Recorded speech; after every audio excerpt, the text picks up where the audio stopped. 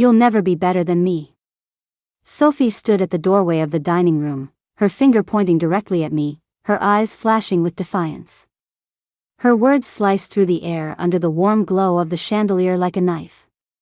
Plates on the table trembled lightly, and I gripped my knife and fork, feeling the sweat gathering in my palms. I sat across from her, taking in the tense expressions of our parents, my brother quietly looking down, and Sophie's victorious smile. She had always been the golden child of the family, excelling in school, work, and even her marriage came effortlessly. Meanwhile, I barely managed my own life with 3 part-time jobs, late-night studies, and constant endurance, never receiving acknowledgement and always compared unfavorably. Why do you always put everything in front of me, like the world owes you something? Her voice was sharp, and each word reverberated through the years of patience I had silently built. I looked at her calmly and clearly. I haven't taken anything from you, nor have I ever said you weren't good enough. She snorted, her lips curling into a mocking smirk. You'll always just be a shadow under my feet.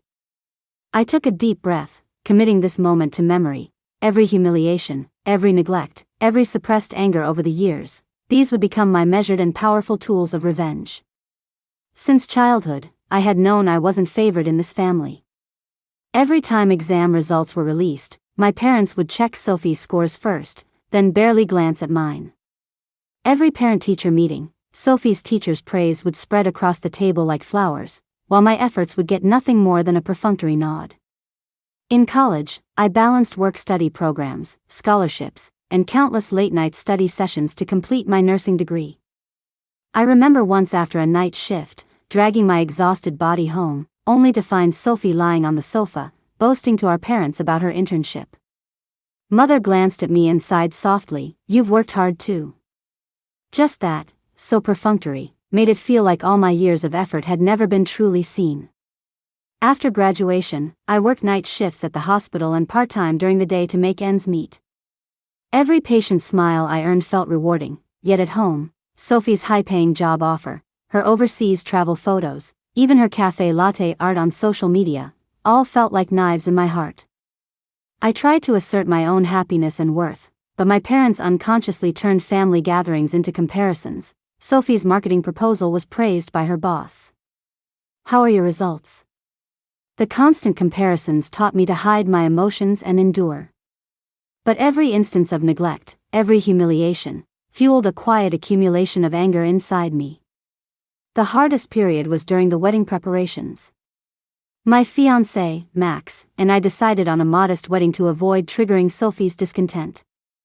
She was a bridesmaid but barely contributed, constantly expressing complaints on the eve of the wedding. Why so small? Why not consider her feelings? On the wedding day, her photo poses were punctuated with sighs, and her toast revolved almost entirely around her own struggles with fertility. That moment made me realize, this was beyond normal jealousy or rivalry. She could not allow others' happiness, could not share anyone else's success. Every effort I made, every small victory, could become her target. With no external help, I had to endure, prove myself through actions. In this environment, I honed my ability to observe calmly and strategize. I knew that if one day I chose not to endure, and instead respond with facts and strength, her jealousy and selfishness would ultimately backfire. Every humiliation I suffered quietly accumulated the currency for my eventual revenge: family neglect, social media interference, even her own vanity. Max often held my hand and said, "You deserve to be seen, not because someone's jealous, but because you truly work hard." His words were a flame, both warming and igniting my resolve to plan a future where I could demonstrate my real power. I started saving, for our own house, for independence, and for the day when those who had long belittled me would witness my strength. The opportunity finally came that seemingly ordinary but extraordinary Christmas Eve. My parents had gifted Sophie and her husband a luxury lakeside cottage. I received what appeared to be a simple letter. But each word inside carried the weight of my effort, persistence, and the key to my revenge, a means to let everyone see that I had not only been hurt but had grown stronger. "You're showing off your life again, aren't you?" Sophie snorted, her voice dripping with jealousy and hostility. The room thickened with tension. Max and I exchanged a glance, We both knew this time, I would not yield. After Christmas dinner, the gift exchange began. Sophie and her husband beamed over their lakeside cottage gift. Tears glimmered in her eyes as she hugged our parents.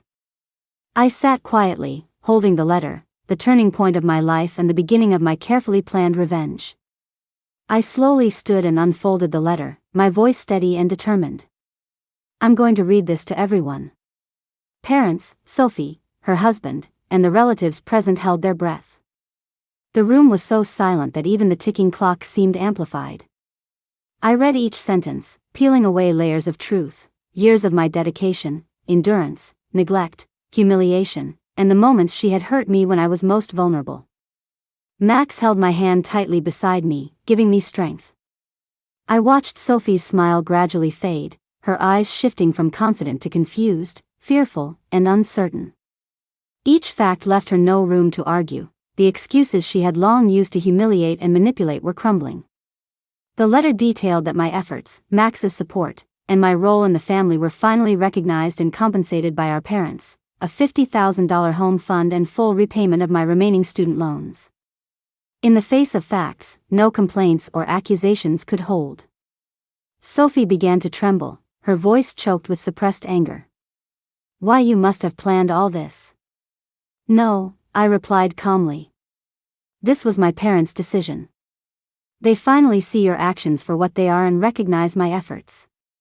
Max stood beside me, directly addressing her. You don't see your own problems, but we do. For years, you've eroded our family's happiness with jealousy and control. You've made everyone live in fear you created. Sophie froze, her hands flailing helplessly as if trying to grasp air. Our parents watched quietly, no longer shielding her. We love you, but we can't tolerate you hurting others, especially your sister, they said. I continued reading, emphasizing all my effort, endurance, and tolerance toward her cruelty. Every memory reflected the selfishness and jealousy she had long concealed. The atmosphere grew heavier, and her face shifted from red to pale, nearly breaking down. She stammered, unable to find words to defend herself. Enough, Max said, his voice deep and unwavering. Do you see now? Years of your behavior are illuminated by facts. You cannot manipulate anyone with emotion anymore. Sophie suddenly fell to her knees, hands shaking as she grabbed our parents, tears streaming like broken beads. I don't want this, I'm scared, I don't want to lose you. Our parents did not immediately scold her, just watched silently. Her trembling and pleading mirrored the fear she had imposed on others for years, finally coming back to her. This helplessness and isolation made her fully experience the impact of her actions. I folded the letter and spoke softly. This isn't to shame you, it's to show you the truth. You have a chance to change and become the sister we remember. In the following weeks, Sophie began therapy, trying to understand her jealousy and controlling tendencies. She no longer interfered in Max's and my lives or cast shadows on social media. There were still cracks in our relationship, but communication became honest and constructive. Max and I bought our own house 2 months after Christmas, finally free from parental comparisons and Sophie's interference. Every box we moved, every corner we arranged, was filled with a sense of freedom and control, a reward for years of endurance and effort. That letter, that Christmas Eve, represented more than financial and material compensation. It restored dignity and emotional balance. I realized the most powerful revenge is not to intentionally harm the other, but to calmly use facts and actions to make them tremble before the truth, while reclaiming respect, independence, and happiness for yourself. Watching Sophie cry quietly in therapy and apologize in a low voice, I knew, evil is repaid, and some lessons must be personally experienced. And I, maintaining kindness, had finally reclaimed my dignity and strength.